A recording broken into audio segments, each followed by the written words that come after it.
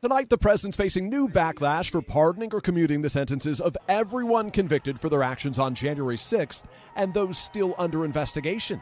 These are the hostages, approximately 1,500 for a pardon. Yes.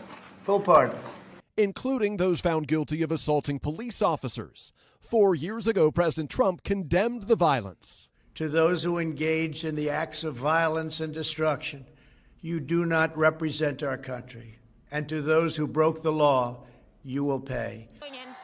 The president's move, something his own vice president had recently argued against. If you committed violence on that day, obviously you shouldn't be pardoned. Former D.C. police officer Michael Fanone was assaulted. Okay, so Trump had this whole pardon strategy mapped out. He was going to issue preemptive pardons for January 6 defendants, wipe the slate clean for people he says were denied due process, make a big statement about ending what he calls the weaponization of the Justice Department. It was supposed to be this huge moment, a fulfillment of campaign promises, a middle finger to the establishment. Except there's one problem. The whole thing is collapsing, and not because of Republicans, not because of the courts, but because Democrats just pulled off what Trump's team is calling a shocking betrayal. They blocked key legislative support that Trump needed to move forward with his pardon plans. And now Trump's sitting there furious, scrambling to figure out what to do next, while his critics are having a field day pointing out the hypocrisy of the whole situation. But before we go any further, real quick, let's be honest, you can't really trust mainstream media anymore. That's why we built Pump Politics to bring you real stories, real context, and no corporate spin. If you want to stay ahead of the headlines, join our free newsletter. We'll send the news straight to your inbox every day. Just click the link in the description to join. And if you just want to support what we're doing, join us. Be part of the community that actually cares about the truth. All right, let's get back to the video. Question if the president's move was too broad. I think they were absolutely justified. Again, I don't know all the cases. I certainly don't want to pardon any violent actors. Those pardons among stacks of executive actions already signed by President Trump, including many focused on reversing Biden administration policies, declaring a national energy emergency to repeal regulations on oil drilling and fossil fuels, and scrapping Biden border policies. We're getting rid of all of the cancer. I call it cancer, the cancer caused by the Biden administration. Overnight, the president posting the White House is actively in the process of identifying and removing over 1,000 presidential appointees from the previous administration that are not aligned with our vision.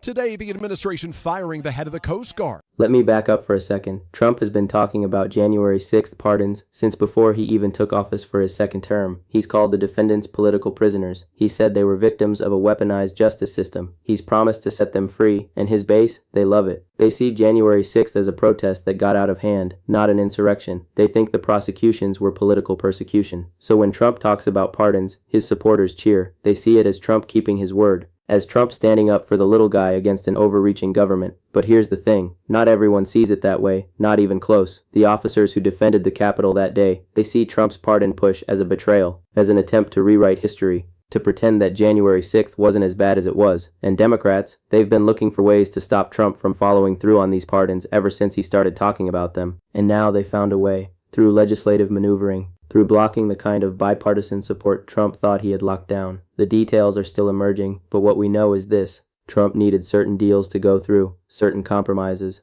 certain pieces of legislation that would have cleared the path for these pardons, and Democrats just yanked the rug out from under him. They said no. They blocked it, and Trump's team is calling it political sabotage. They're saying Democrats are refusing to work with Trump on anything, that they're more interested in scoring political points than in actually governing. And look, there's probably some truth to that. But it's also true that Democrats have zero interest in helping Trump pardon people who stormed the Capitol, zero interest in being complicit in what they see as Trump trying to erase one of the darkest days in modern American history. So now Trump's stuck. His pardon strategy, the thing he's been promising for months, it's falling apart, and he's got to figure out what to do. Does he push forward anyway and risk even more political blowback? Does he scale back his plans and disappoint his base? Does he try to cut new deals with Democrats who clearly don't want a deal? None of these options are great. And meanwhile, his critics are hammering him on the hypocrisy of it all. Because while Trump's talking about pardoning January 6th defendants, he's also using the Justice Department to go after his political enemies. He's launching what he calls revenge probes, investigations into people who crossed him, people who prosecuted him, people who opposed him. So on one hand, he's saying the Justice Department was weaponized against his supporters, but on the other hand, he's weaponizing it himself, and people are noticing. They're saying, wait a minute, if it was wrong when it happened to you, why is it okay when you do it to others? And Trump doesn't have a good answer for that, because there isn't one. And then there's the whole Biden comparison. Trump's team put out a statement trying to contrast what Trump's doing with what Biden did. They said, look, Biden just commuted the sentences of murderers and child predators and violent criminals, but Trump's going to pardon Americans who were denied due process. That's the spin they're trying to put on it, that Trump's pardons are about justice and Biden's were about letting dangerous people out of prison. But that comparison doesn't really hold up, because the January 6th defendants weren't just peaceful protesters. A lot of them were violent. They attacked police officers, they broke into the Capitol, they threatened lawmakers, and now Trump wants to pardon them while criticizing Biden for being too lenient. The hypocrisy is pretty glaring, and Democrats are making sure everyone knows it. This whole situation is a mess. Trump's pardon strategy is collapsing. Democrats are blocking him at every turn. His own rhetoric about weaponization is being used against him. And the victims of January 6th, the officers who were there that day, they're saying they feel betrayed. They're saying Trump's trying to rewrite what happened, trying to make heroes out of people who attacked them. And that's creating this really uncomfortable dynamic, where Trump's base sees him as a champion of justice, but a lot of other Americans see him as someone who's trying to cover up an attack on democracy. So yeah, this is a big deal, and we need to break down what's actually happening here, what Trump's trying to do, why Democrats are blocking him, and what this means for the rest of his second term. Because this isn't just about pardons, this is about power, about accountability, about how we remember January 6th. Let's get into it.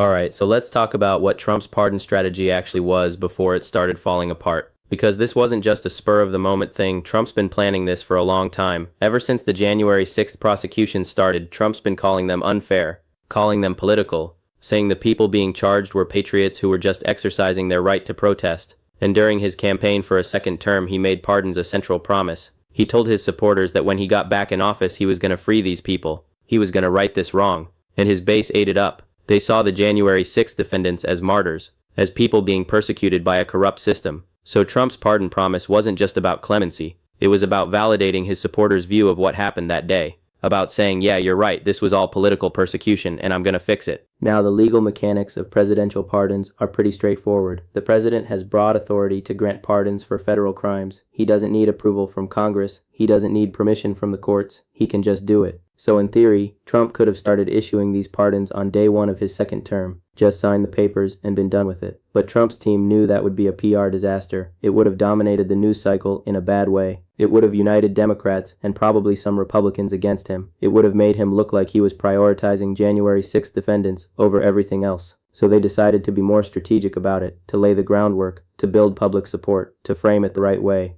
And part of that strategy involved getting some level of bipartisan cover. Some Democrats who would be willing to say, yeah, there were some prosecutorial overreaches, some sentences that were too harsh, some defendants who deserve a second look. That would have made the pardons look less partisan, less like Trump just taking care of his own people. And Trump's team thought they had some Democrats lined up, not a lot, but a few, moderate Democrats from districts where Trump did well, Democrats who were worried about their own re-elections and didn't want to be seen as too anti-Trump. The plan was to get these Democrats to support some kind of clemency review process, some bipartisan commission or committee that would look at January 6th cases and make recommendations, and then Trump could issue pardons based on those recommendations. And he could say, look, this wasn't just me acting unilaterally, this was a bipartisan process. Democrats agreed that some of these people deserved clemency. That would have given Trump the political cover he needed. But it didn't work out that way, because Democrats decided they wanted no part of it. They looked at the political landscape, they looked at polling, they looked at what their own base was saying, and they realized there was no upside for them in helping Trump with January 6th pardons. Their voters would hate it, the media would destroy them, and Trump would take all the credit anyway. So they pulled out. They blocked the legislative support Trump needed.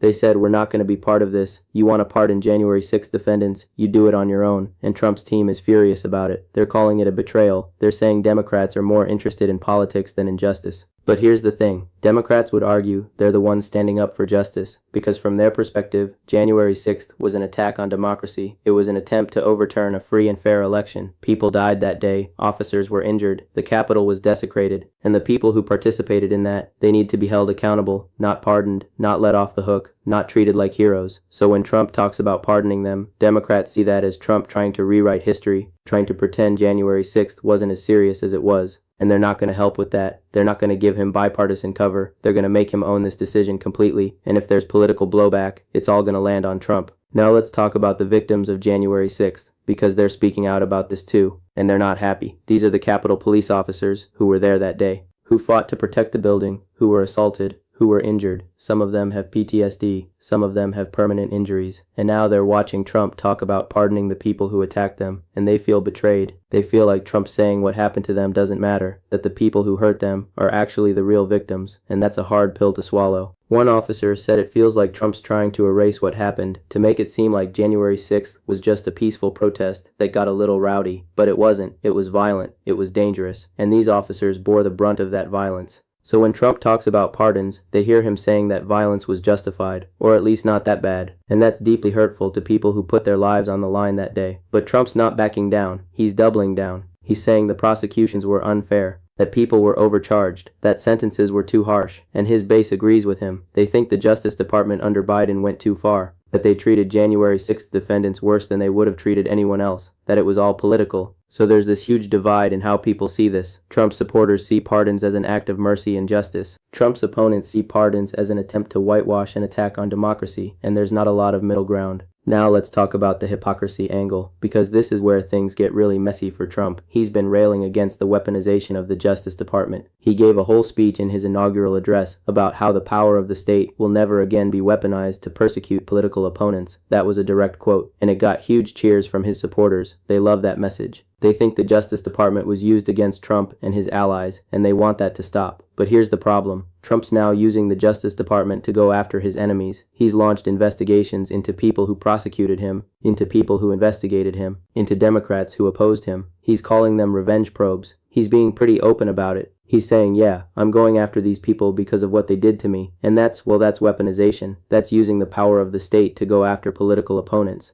which is exactly what Trump said would never happen again under his watch. So Trump's critics are having a field day with this. They're saying you can't have it both ways. You can't complain about weaponization and then weaponize the Justice Department yourself. You can't say it was wrong when it happened to you and then turn around and do it to others. That's hypocrisy, plain and simple. And it's undermining Trump's moral authority on this issue. Because how can he claim to be fighting against weaponization when he's the one doing it? His supporters will say it's different. They'll say Trump's going after people who actually broke the law, who actually abused their power. But Trump's opponents were saying the same thing about him. They were saying he broke the law, that he abused his power. So where's the line? Who gets to decide what's legitimate prosecution and what's weaponization? And if the answer is whoever's in power at the time, then we've got a serious problem. Because that means the Justice Department just becomes a tool for settling political scores. And that's not how it's supposed to work. And then there's the Biden comparison. Trump's team tried to make a distinction between Trump's pardons and Biden's commutations. They said Biden let out violent criminals, murderers, child predators, people who are a danger to society, whereas Trump's pardoning people who were just exercising their rights, who were political prisoners. But that framing is pretty disingenuous, because Biden's commutations were mostly for people who'd served significant time and were deemed low risk for reoffending.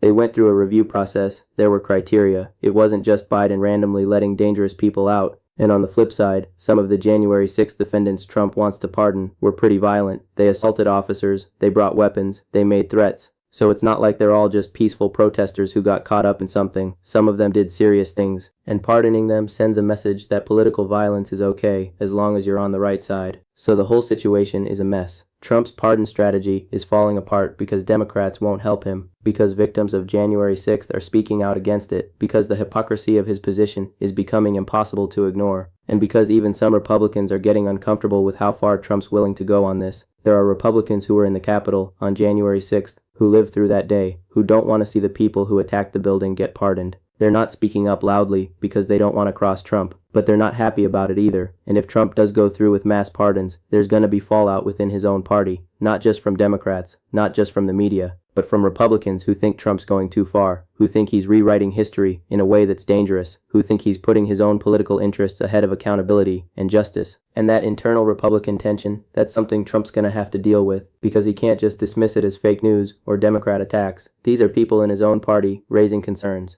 And that's a problem. Okay, so let's break down what this all means going forward, because Trump's pardon strategy collapsing isn't just a one-time setback, it's part of a broader pattern. A pattern of Trump making big promises and then struggling to deliver. A pattern of Trump's rhetoric not matching reality. A pattern of Trump creating controversy that undermines his own agenda. And we need to understand what the implications are for Trump, for the Republican Party, and for the country. First point, Trump's credibility is taking another hit. He promised these pardons. He built them up. He told his supporters he was going to take care of the January 6th defendants, and now he can't deliver. or at least he can't deliver in the way he wanted. He's being forced to either scale back or go it alone without any bipartisan cover, and that makes him look weak. It makes him look like he can't get things done. And for a guy whose whole brand is about being a winner, about being strong, about getting things done, that's a problem. His base might stick with him. They might blame Democrats for obstructing. But independents, moderates, people who are on the fence about Trump, they're going to see this as another example of Trump overpromising and under-delivering. Second point, the hypocrisy issue is real. Trump can't credibly complain about weaponization of the Justice Department while weaponizing it himself.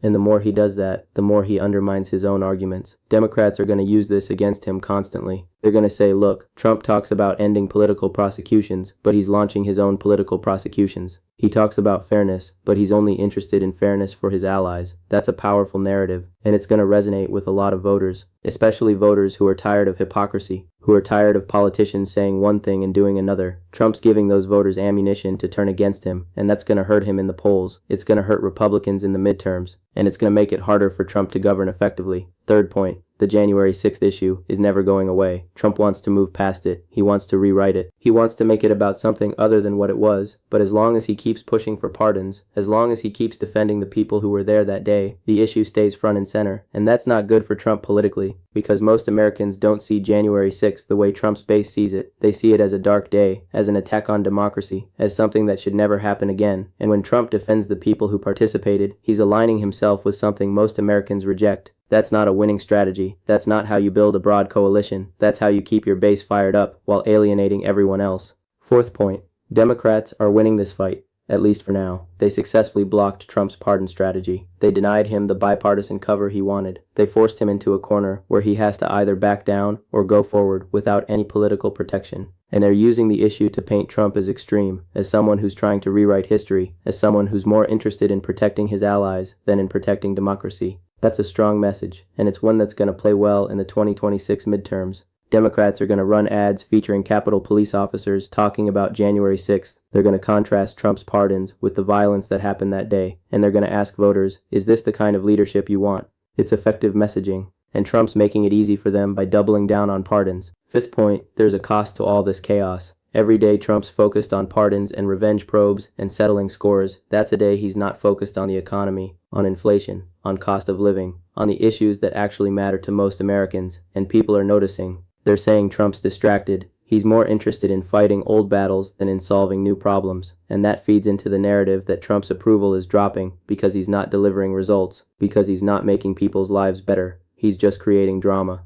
And drama doesn't pay the bills. Drama doesn't lower gas prices. Drama doesn't help people afford groceries. So the more Trump gets bogged down in pardon fights and weaponization accusations, the more he's neglecting the things that could actually help his poll numbers. Sixth point, the victims of January 6th speaking out is powerful. These are police officers, people who put their lives on the line, people who got hurt defending the Capitol, and when they say Trump's betraying them, that carries weight. It's not just Democrats making political arguments, it's people with first-hand experience saying this is wrong, and that's hard to spin away. Trump can call them liars. He can say they're exaggerating, but that's not going to work, because people remember January 6th. They saw the footage, they know what happened, and hearing from the officers who were there, that brings it all back. That reminds people of how serious that day was. And it makes Trump's pardon push look even worse. Seventh point, this is going to create fractures within the Republican Party. Not all Republicans are comfortable with Trump's approach to January 6th. Some of them were in the Capitol that day. Some of them condemned the violence at the time. And now Trump's asking them to support pardons for the people who attacked the building. That's a tough ask. Some Republicans will go along because they don't want to cross Trump, but others are going to quietly distance themselves. They're going to avoid the issue. They're going to try to change the subject. And that lack of unified support is going to weaken Trump. It's going to make it harder for him to claim he has the full backing of his party. And it's going to give Democrats openings to peel off moderate Republicans on other issues. Eighth point.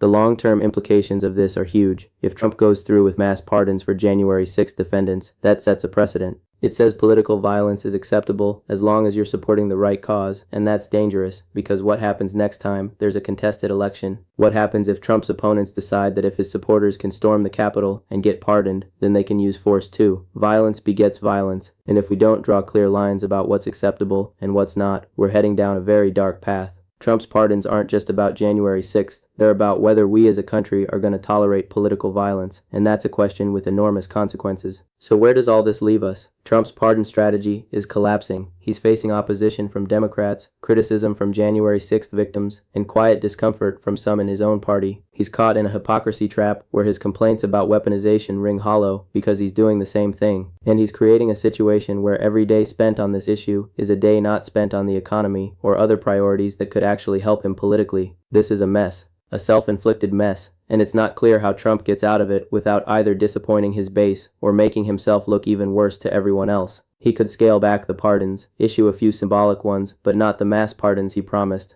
That would disappoint his hardcore supporters, but limit the political damage. Or he could go all in, issue the mass pardons, tell Democrats and critics to pound sand. That would fire up his base, but alienate everyone else, and probably hurt Republicans in the midterms. Either way, there's no clean win here for Trump. He painted himself into a corner, and now he's got to live with the consequences. In the bigger picture, this is another example of Trump's second term not going according to plan. His approval is down. His pardon strategy is falling apart. He's facing opposition from all sides, and the 2026 midterms are looking more and more like they could be a disaster for Republicans. Trump's betting that his base will stick with him no matter what, that he can weather the criticism and come out stronger, but that's a risky bet. Because if these trends continue, if his approval keeps dropping, if more of his plans fall apart, then Trump's going to go from being the dominant force in Republican politics to being a liability. And once that happens, once Republicans start seeing him as someone who costs them elections instead of wins them, the whole dynamic changes. So yeah, Trump's pardon strategy is collapsing. And it's just one more sign that his second term is not going the way he hoped. The walls are closing in.